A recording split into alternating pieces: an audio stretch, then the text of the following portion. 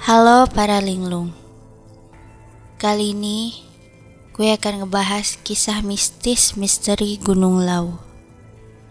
Cerita ini berdasarkan pengalaman teman-teman dan admin yang biasa mendaki gunung. Nama semua yang ada di cerita ini disamarkan. Begitu juga dengan tokoh utamanya. Walau cerita ini akan ditambahi bumbu-bumbu penyedap biar lebih seru, tapi basic cerita ini adalah kejadian nyata, walau hanya kerangka ceritanya saja. Jadi, anggap saja cerita ini fiktif. Mau percaya atau tidak, yang jelas kehidupan tak kasat mata itu memang nyata. Semoga cerita ini menghibur rekan-rekan pendengar semua. Untuk yang tidak suka dengan cerita mistis, lebih baik jangan diteruskan. Ditakutkan kecanduan.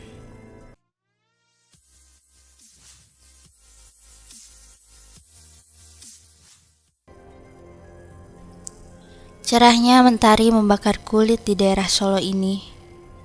Entah sudah berapa kali ku minum air putih yang kubawa menunggu datangnya kedua kawanku. Nampak 3 tas keril yang kugunakan dan punya kawanku tergeletak di ujung pos, entah sepertinya tempat ini adalah pos satpam yang ditinggalkan dekat stasiun Solo Jembres. Terdengar suara kawanku Joko dan Endri melangkah menuju pos tempatku berteduh. Entah sudah berapa kali asap putih mengepul dari mulutku. Waktu yang terasa lambat menunggu kawanku membeli logistik di sekitar pasar agar pendakian ke laut tidak menjadi teror di kala perut lapar. Lama amat, ujarku. Joko dan Indri mesem-mesem, persis kayak Petruk dan Gareng lagi nyari bau kentutnya samar.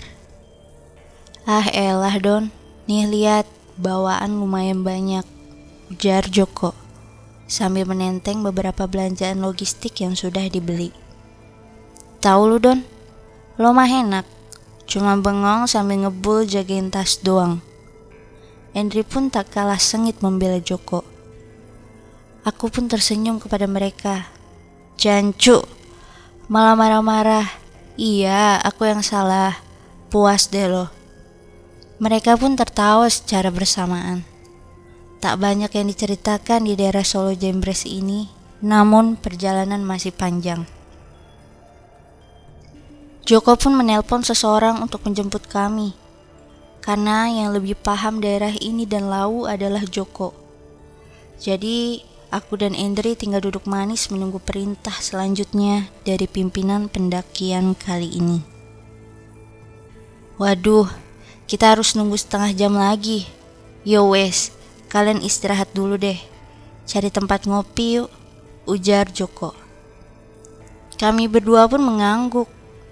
Rasanya menunggu sambil ngopi dan makan gorengan lebih nikmat dibandingkan harus menunggu di tempat yang mulai panas ini. Kami pun berjalan hingga terlihat warung kopi di pinggir jalan. Barang bawaan pun ditumpuk jadi satu.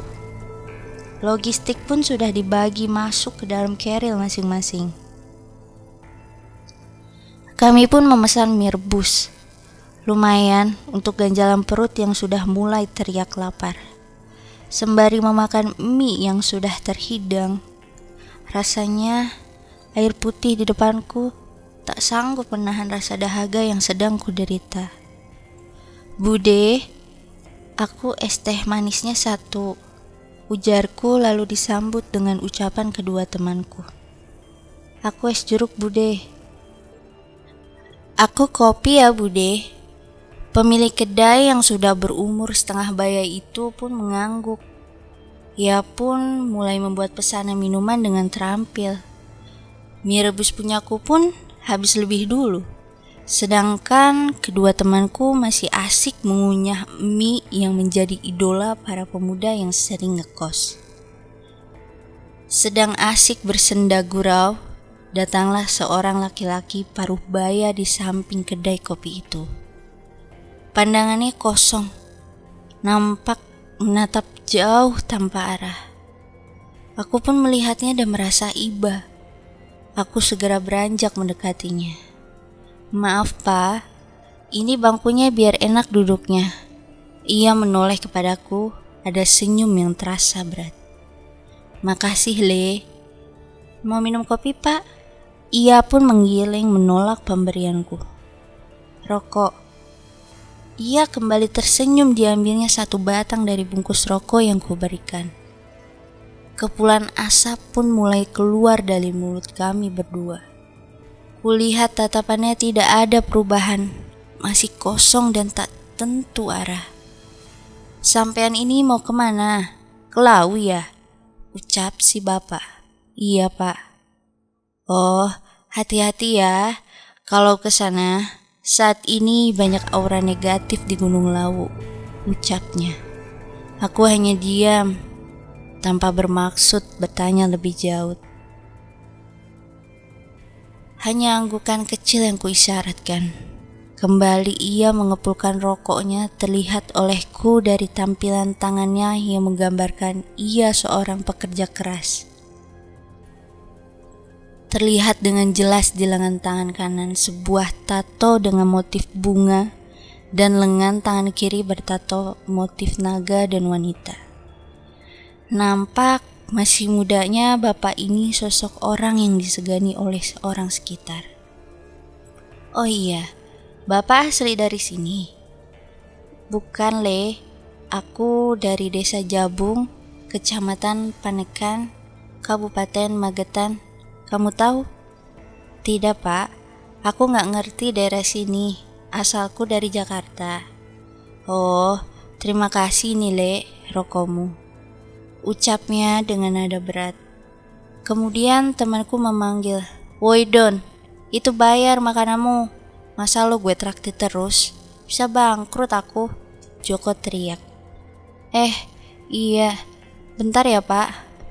Aku pun segera membayar makanan yang sudah kupesan. Ini Bude, lalu memberikan sejumlah uang. Setelah selesai pembayaran, aku pun menoleh ke arah tampak bapak tadi duduk, ia sudah tidak ada. Loh Ndri, tadi lo lihat bapak-bapak yang duduk di sini ngobrol sama gue pergi kemana? Bapak-bapak?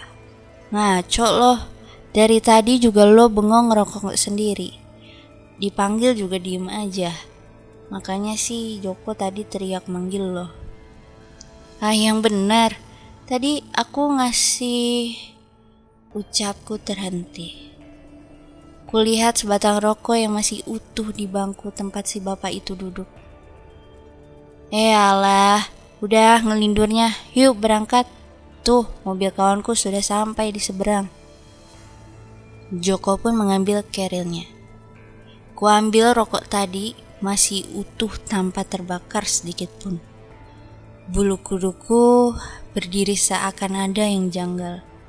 Aku pun berdoa, semoga saja itu hanya halusinasi karena beban stres yang menggelayuti kepalaku.